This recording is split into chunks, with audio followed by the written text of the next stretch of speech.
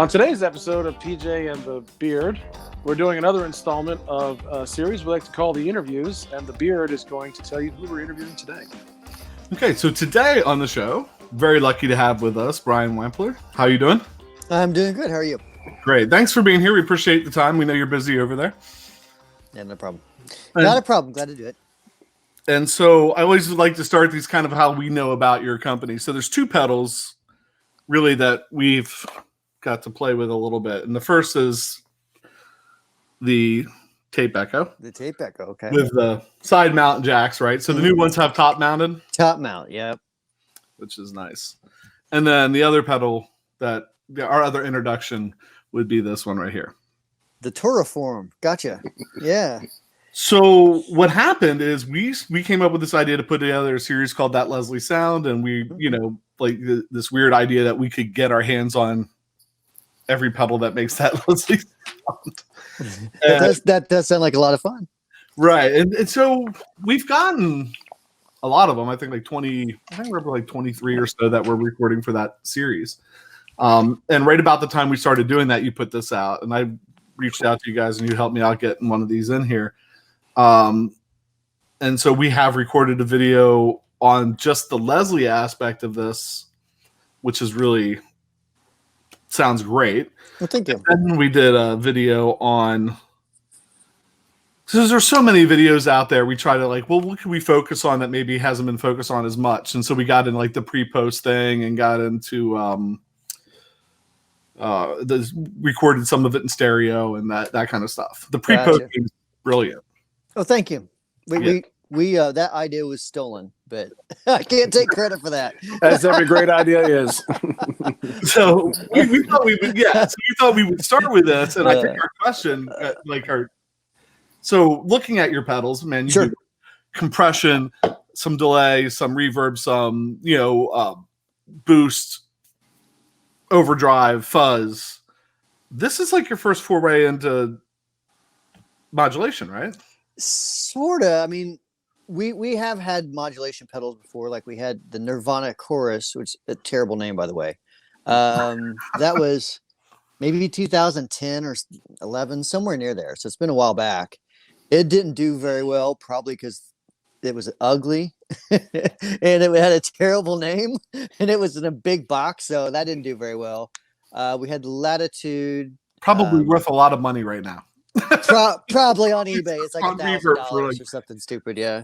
And then we had Latitude, which is a Tremolo, and that's I think the only production stuff I can remember. That was okay. That was just regular Tremolo. Yeah. But I mean, like I've built phasers for people and stuff before, but never put them into production. But I mean, this seems like a huge This is a huge undertaking. It was right. gigantic. So if you're going to do it, let's do all of it. Yeah. I mean, it was, the thing is, going into designing that, it literally was like designing 11 different pedals, which is why it took us like 18 months. Right. So I mean, and that was something that I didn't really anticipate, is that it was going to take that long to really, absolutely nail each independent sound. And it just took that long to get it right. I mean, we showed it at NAMM a year ago about this time. That's the first time we showed it, and it just wasn't ready. Like the algorithms. That's a terrible name. The different effects in it were different than what you see now. So like I think that version had like 3 or 4 different choruses and a couple different flangers, and like I don't even think it had the rotary, if I remember right. So it just wasn't as good as it could be. And, after that NAMM, like I was listening to some feedback and that's why I love listening to the feedback from people. And we took that feedback and said, you know what, let's make this according to what everyone is telling us they want out of a pedal. And that's how we arrived at the sounds that you see on the Terraform. Right. I mean, the form factor of it for that many different effects. So it was 11 different ones. Yep. So we have 11 effects in it, all modulation effects. And then again, just to hold it up for anybody that's not familiar, right? And when I picked up your Tape Echo, I was kind of doing this thing, right? Like it's They're the same almost, size. right? It's the same size. I mean, it's Yeah, it looks like modulation effects and it looks bigger because there's a lot of the knobs are small and there's a lot of stuff on it. But yeah, it's a smaller pedal. right. When I first saw pictures of it, I thought it was going to be much bigger, and then when you get it in your hand, you're like, wow, there's nothing to that. So, an interesting kind of thing that I've been wondering, and I don't know how much you'll speak about it, but the form factor is so nice. What other, not are you, but more, what other effects could maybe That's like, I did that? That's See how I like, did that? So I'm not comparing myself to this person at all. Okay. So I know someone's going to be like, I can't believe you even said that. Oh my Well, we God. said we wanted to start some drama. Here it comes. Yeah. So that's kind of like asking Elon Musk what cars he's working on or what's the new spaceships. I mean, why will they be what you're doing? Will they be powered by electricity? No. So in all seriousness, I mean, there's several different, I call them Terraform style effects that we're doing. Unfortunately, I really can't tell you what we're doing yet, but I will say that they're pretty cool. Well, okay, I guess that's about it. That's a better, but that's the answer, right? Like, it's fun. I mean, it's fun stuff. Open doors to other stuff. Oh yeah. Because there has to be some research and some. Tons. You spent a ton of time figuring out how to do the post and pre-circuit, probably how to, and for people that haven't played with the Terraform yet, like the user interface, and this is something that Pat and I love, is that being kind of old school, like we don't do the Helix thing and let's deep dive into menus and programming and all that. Like the user interface on it's really intuitive. It's like using a pedal, It's not like I got a USB plug it into my computer and dive into whatever MIDI coding or something. Right. So that, I guess that was kind of my question is like, is that technology that you learn from doing this could be applied in the future to other things? It absolutely can. At the end of the day, like with an effect like that, I'm always thinking, what is something that could all go in one box that is sort of related and that a person may want to switch back and forth to, I mean, so that could really, like the obvious low hanging fruit is, okay, well, delay and reverb, like you gotta have something like that in there.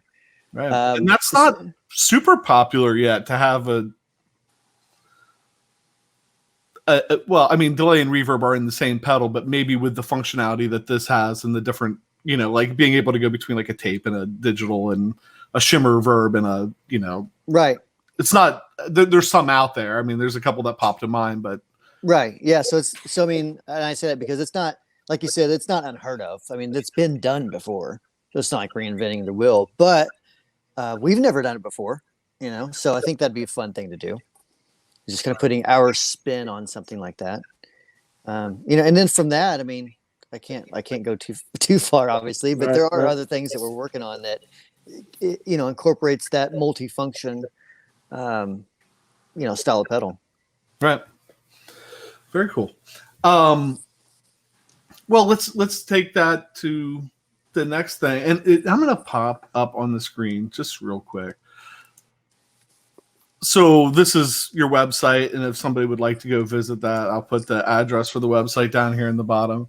And we've done a couple of these interviews and gone through. One of the things we've asked the people that we're interviewing is let's go through some of the other pedals you do. And so I'm just going to say right off the bat, if I click on products and hit all, you have a massive.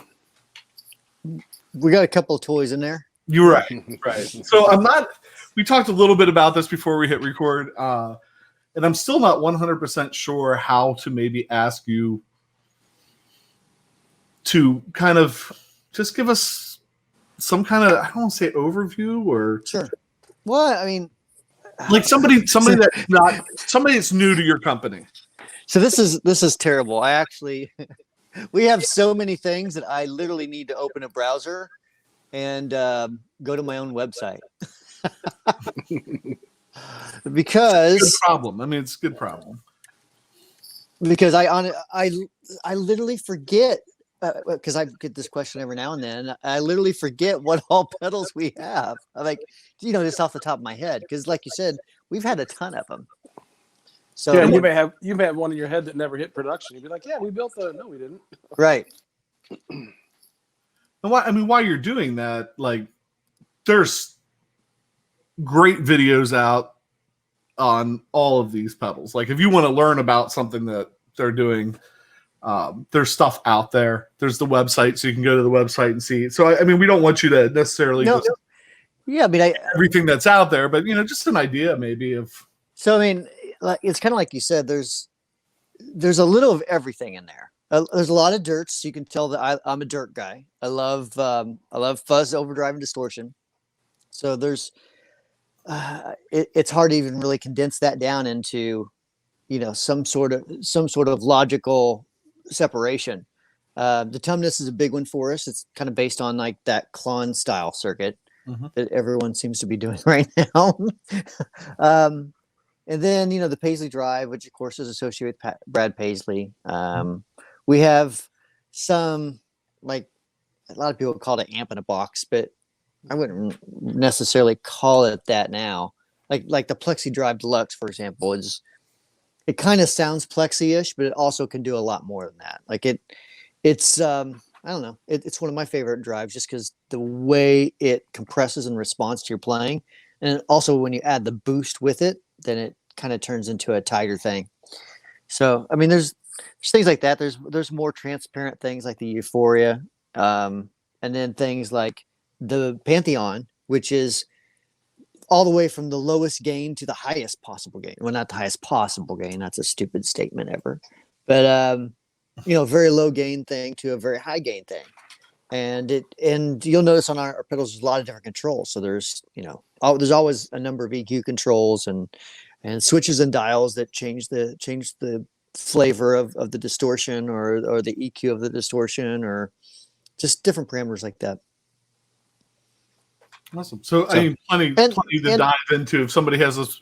So what I would say, if you had like a kind of specific sound in your mind and you wanted to know if there was a pedal out there, probably call in, right? And talk to somebody. Yeah. I mean, that question it's one of those questions that's like nearly impossible to answer. It's like when someone says, I mean, and just being honest, like when someone says, hey, I want to sound like Stevie Ray Vaughan. I'm just first thing came to mind. What pedal should I buy? I would say you need to practice. Right. And can you play with 13 gauge strings? Right. What you need is the ability to practice like Stevie Ray Vaughan and learn his licks, and then it doesn't matter what you play. No, but seriously, I mean, there's a lot of truth to that, right? Yeah. Yeah. I mean, there definitely is some truth to more Mel Bay and less eBay for sure.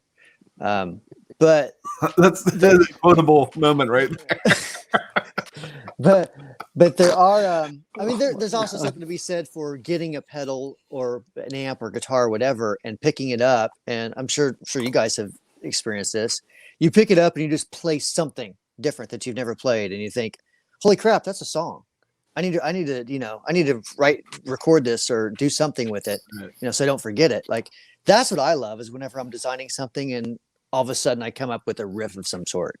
My computer's full of like these riffs that I've came up with while designing stuff. And it's just always, to me, that's just a fun thing is whenever a piece of gear inspires you to play something differently, Yep. Right. And pedals and guitar. I mean, guitars are really, I think, really good at that when you pick up a different guitar with a different pickup maybe than you're used to.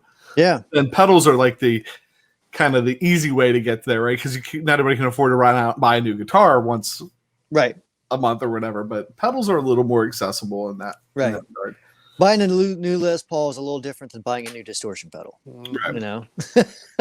Both are fun though. I like both. Right. Oh, absolutely. Absolutely. But I mean, I guess to really kind of try to answer your question a little better. I mean, when a person's like, what should I buy? I mean, I start at what kind of amp are you playing? What kind of guitar are you playing? What kind of stuff do you use now? Because that tells me what your ear's going to. So if you're like, well, I use a Timmy and I've got a hot cake and I have, a booster. I'm like, okay, so you like drives that don't have a whole lot of mids and, are fairly transparent, and you're not a high gain person. You're not a fuzz person. So I'll say, okay, well, along that line of that sort of sound, here's what we have. We have the Euphoria you might like. You might like the Pantheon. You might like maybe the Clarksdale if you take some of the mids out. So I can kind of gauge it like that. But it's a very blanketed statement of, what would you recommend for people to check out? That's always been a hard one to answer. Oh yeah. Yeah, definitely. It's like, what kind of pizza do you like? Well, I don't know. Anything without pineapple. No pineapple. Even if you put it with ham, you can do pineapple. I can't do ham and pineapple. I know that so many people love that, and I've tried to like it, but it just won't let me. I'm with you on that. 100% agreement on the ham and pineapple thing. It's like a vegetarian pizza. I get it. I just can't do it. Right. Right. Happy that you enjoy it. I'm not criticizing anyone for liking it. I just don't ask me to like it. That's all I'm saying. That's right. So kind of watching our time here, because I'm going to get over to Pat to do some of his stuff. But just before we leave, when we were kind of here talking before you popped in, the one thing that kind of popped out to us that we weren't super familiar with is the line of amps that are on the website. Is there anything to talk about with that? Or well, when did we come out with that? I want to say, I don't remember if it might have been 2018. I don't recall if it was 17 or 18. It might have been 18. But basically the whole idea was, I was in a situation where I literally could design like my ideal pedal platform amp. I had Bruce Egnator on one hand, I'm good friends of, was bouncing ideas off of him. Dave Friedman used his effects loop in it actually, and was able to bounce some ideas off of him. And and I've modified some amps over the years, so it's not like it's really not that much different than designing a pedal. Like it's all similar analog electronics. So it would kill you fast. So, except you die a lot quicker if you do the wrong thing on an amp. Yeah. So I was just in a situation where I'm like, what, we should just put out a pedal platform amp, and then like when someone says, "What do you like?" I'm like, "This is what I play with." This is when I go somewhere. That's what I play through. So, and it is like, to me, it's the perfect amp for my use as a pedal platform. And that term, like everyone's like, what is a pedal platform? Does that mean it has like no EQ and no flavor? And that's not it. I just want something that sounds good, no matter if I'm using a $20 pedal or a $2,000 pedal. Mm-hmm. I don't see a master volume. No master volume on it. No. So think of it as, I like that. think of it as if you take a deluxe reverb and a twin, kind of combine them together, and then really tweak every gain section so it's not clipping as much, it's not as loud, and then take the EQ and give it more versatility, then that's kind of what you got there. Now, is the combo? I see the head's no reverb. Is the combo reverb or no reverb? No reverb on either. Yeah, because it's a pedal platform, and you. The whole idea is if you got a pedal board, you've got your own reverbs, right. Or you ought to. I would hope you do. Right. If not, there's a section on the website you can click and find it. Right. You have a really nice reverb that they could. I know a person that sells one of those. Yeah. That's right. Did you consider calling them Wamplifiers at all? We actually, let me think. So if you look at our old logo, it had like the W and the R that were bigger. And I think we started to do something different with the logo to play off of like the amp, and it made it look like it said ample instead. And like, we can't sell an amp that when you're 10 feet away it looks like it says ample. Like, is that a good guitar amp? Oh, it's adequate. Yeah, it's okay. Yeah, that's right. It'll work. Maybe. Yeah. It's mediocre. Right. So, anyways, I know that was a terrible story, but at the time it was funny. If you were there, you'd be laughing. Terrible puns lead to great stories. That's my. That's the way I live. Well, since I've tried to hijack the show, should I just go ahead and hijack it now? Yes. Okay. I was hoping. Yeah, I'm sure you were. I'm sure you were sitting there waiting. I can't wait for him to start talking. So it's really interesting, like, to do this series and to have some personal friends that are entrepreneurs. And I heard someone describe an entrepreneur as a guy who has no job and plays Xbox a lot. But that may have been you, actually. Some of them, yeah. Yeah. So, like, entrepreneurs fascinate me because I'm incredibly risk averse, for one. So you have to have some tolerance for risk and creativity and drive. I mean, and just kind of knowing a little bit about you from watching things, I think those are things that you have. But, like, have you always been wired that way? I mean, were you the kid taking the lamp apart and, turning the transistor radio into a walkie-talkie? Like, I was definitely that kid. I mean, I was always taking apart things and very seldom getting them back together. But even just as far as, like, wanting to do things my own way, ever since I can remember. I mean, so just as an example, so when I was like 8 or 9 years old, I was like ridiculously into like NASA spacecraft stuff. So Space Shuttle and Apollos and Gemini and the Mercury, like all the rockets around the NASA stuff. I don't know why, but for some reason I was really into that. So rather than like doing any schoolwork, I would just read books about rockets all day. And my teachers, there was a lot of notes home and a lot of my parents getting upset, and they put me in these programs where they're like, you obviously have some sort of learning deficiency. And I'm like, no, I think school just sucks. It's stupid. It's dumb. And even like through high school, that whole tradition carried on. There were some classes I did really good in because I liked them. And then other classes like biology, I just flat out refused. I read guitar magazines through the whole class. Well, I'm a biology teacher that reads guitar magazines. Biology's wonderful. That's I'm going to edit say. that out. No. If Jason was your biology teacher in high school, you may have liked biology more because you were talking about guitars. That's hoping true. that one of my students finds this video someday.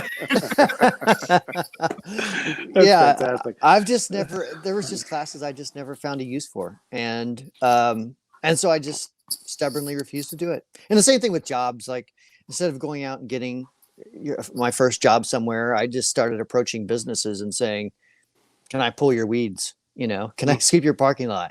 Like, that was my first job experience at like 14 or 15. So I've just always been wired that way. So where did guitar find its way into that?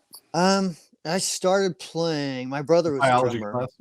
Biology class. There's nothing to do in that class, so I read guitar magazines. And everything goes back to biology, right? At least in Jason's world. Yeah. So no, I mean, I was 7 or 8 years old and started playing guitar. Okay. And both of my brothers, one brother's a drummer. My other brother was just like big time into Van Halen and a lot of classic rock bands.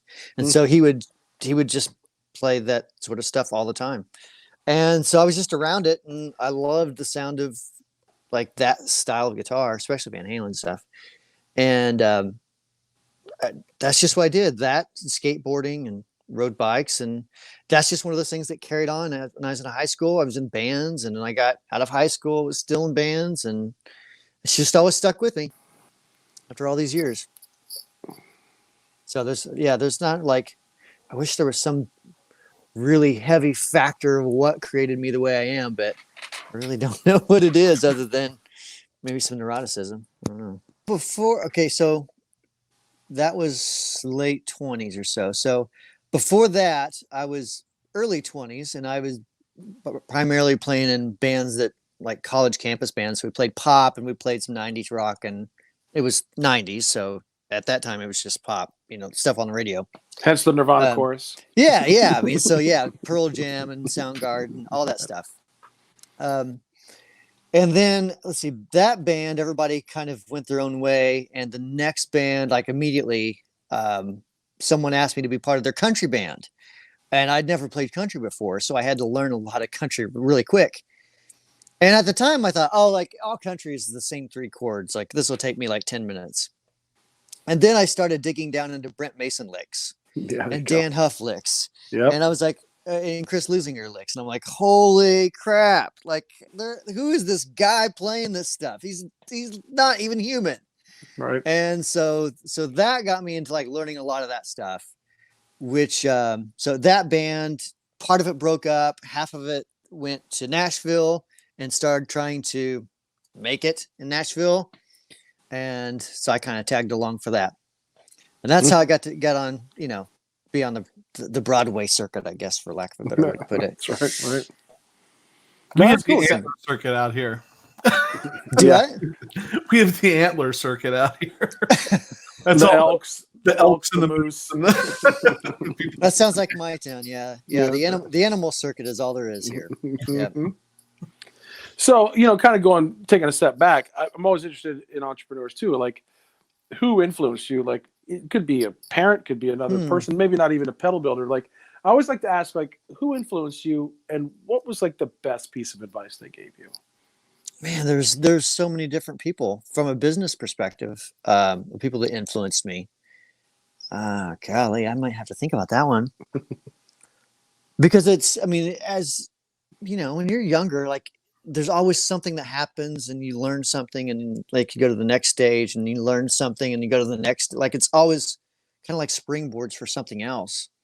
I tend to look at life that way. Like, I think like even the pedal business is possibly a springboard for whatever I do next in 20 years or whatever. Who knows how things work out. Right. Once the robots kill us. So I honestly don't think I could really pin that down to one person. There's just too many people that's been a part of my life in some way that it's just, Is there a piece of advice or a phrase that routinely like pops in your head that you're like, that's right? That's a hard question. Yeah, I know. I think there's not really like a good catchphrase, but I think there's there's the things that I've found that separate a lot of people who go on to be successful and those who aren't that successful. And it's really not anything pretty or fluffy, but it's kind of like what you said. It's that risk averse thing.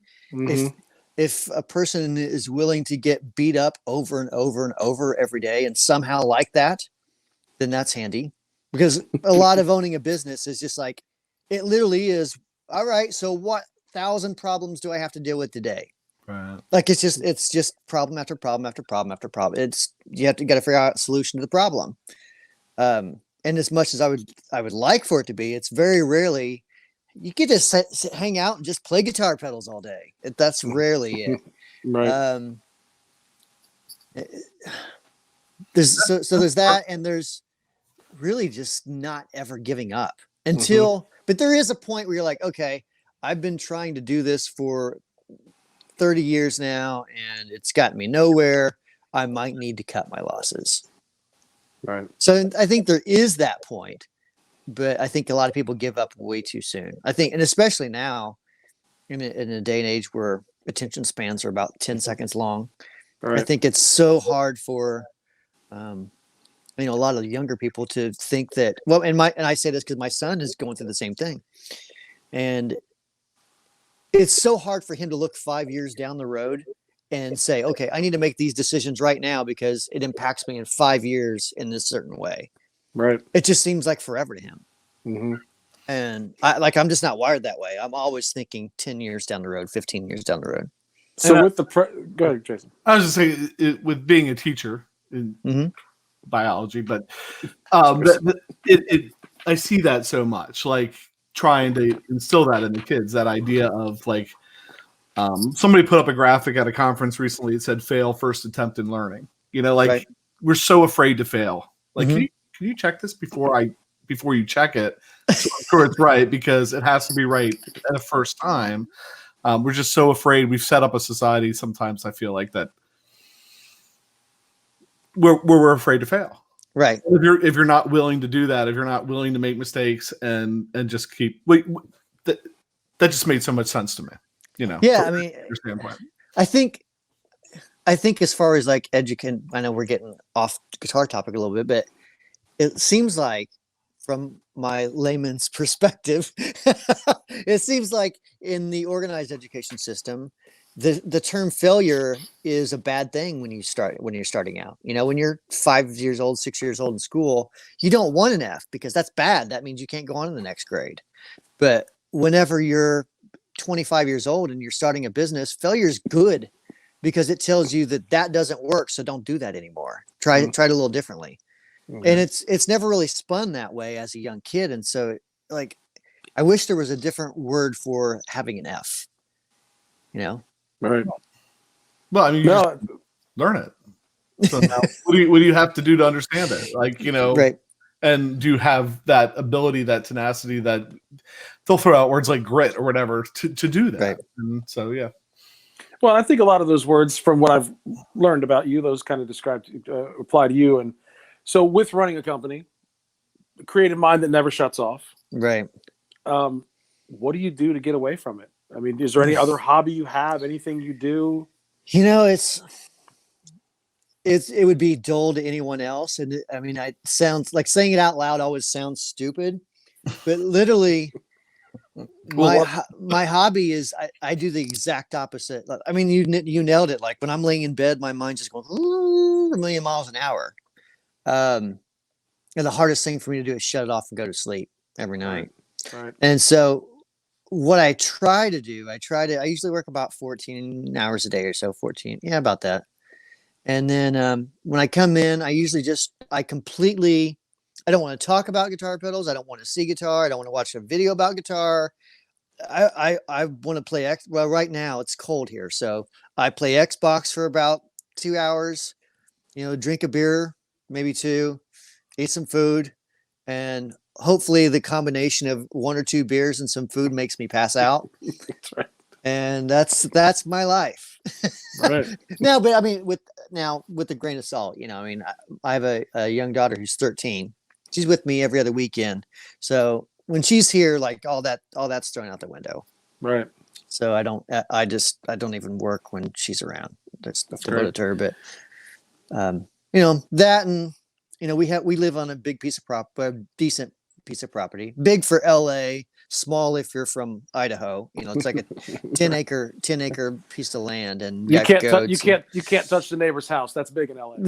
Exactly, right. So we have like goats, and we got a bunch of ground that basically just end up doing yard work. That's my hobby is taking care of the yard. I realize that makes me sound like a very boomerish type of person. Okay, boomer. Yeah, that sounds horrible saying out loud. I like to take care. I like to mow the grass once a week and maybe trim the bushes. Little tractor times, good for daddy. Yeah. Hence the country. It goes right with the country music lecture you had to learn. There you go. It's all part of it. No, that's great. I mean, because it's always a question of like, how do you escape? How do you get away? How do you get perspective? How do you just step away from it for a minute? Because other people we've talked to is like, you just got to keep the passion, right? Because the passion goes away, creativity dries up. It seems like a job. It seems like work, which it is, but it's a whole element that I think makes people great at what they do is when they love it. And so sometimes you just got to find, even if it's something mundane, right? Like video games or a couple beers or mowing the grass, you got to find something to just step away for a minute and get a perspective. So that's good. Thank you for sharing all that. I appreciate that. Yeah, absolutely. Anyway, I mean, you've been really generous with your time, and we could go on and on. At least I know I could, but it's kind of probably need to put a bow on this at some point. Right, and I think we're about that time. So, is there any last minute question, Pat, or are we good? No, I think we're good. I mean, I could be like, hey, Buddy the Elf, what's your favorite color? But, we're good. All right. Well, for people that are watching this, I would just, really encourage you to go to the website on the screen. And check out, lots of pedals, lots of different things to get some inspiration from. If you haven't checked out, I just keep holding it up because we are blown away. We love it. We think it's great. Thank you. Glad you guys like it. Yeah. So if you haven't checked out the Terraform, definitely do that. It's brilliant. It has so much functionality built into it. So many different, like if you don't know whether you want the Leslie sound or you want a phaser, or you want a tremolo, this is your pedal. In fact, I do have one last question. Sure. We'll make it quick. We were doing a live stream, and somebody asked us, what's the difference between a tremolo and a harmonic tremolo. And we Sure. kind of gave him an answer, but if you have the 30-second, like, Yeah. here's know the what? difference, that would be The, great. the easiest, and this is not an exact thing, but the easiest way that I would describe it to someone is a tremolo is a lot like taking the volume on your guitar up and down, right? It's volume or just volume up and down. Harmonic tremolo is now take a phase and make it phase at the same rate that you're making that volume go up and down. And it's kind of sort of ish like that. More like a univibe type of thing, but a univibe's a type of phaser too. So Yeah, it is pretty Whatever. close to a univibe, right? yes, I mean similar-ish. Yeah. Similar-ish. I mean, as far as what it's doing electronically, yeah. I mean, I wouldn't call it exactly like a univibe, but it's kind of doing that. It's kind of phasing in and out at the same rate that the volume's going in and out. Gotcha. So just a fun, chewy effect. All right, so for the person that asked that, there's the expert answer. That's right. Well, at least mine. I mean, you guys can Right. have an expert on next week. But That's right. All right. So with that, like I said, check out what he has going on over there. Brian, thank you so much for spending time with us. We really appreciate it. We know you're really busy. yeah, my pleasure. All the regular YouTube stuff, please subscribe, hit the like button, check out Instagram, Facebook stuff. And with that, I'm PJ on behalf of the beard there, reminding you no matter what you hear, you never have too much.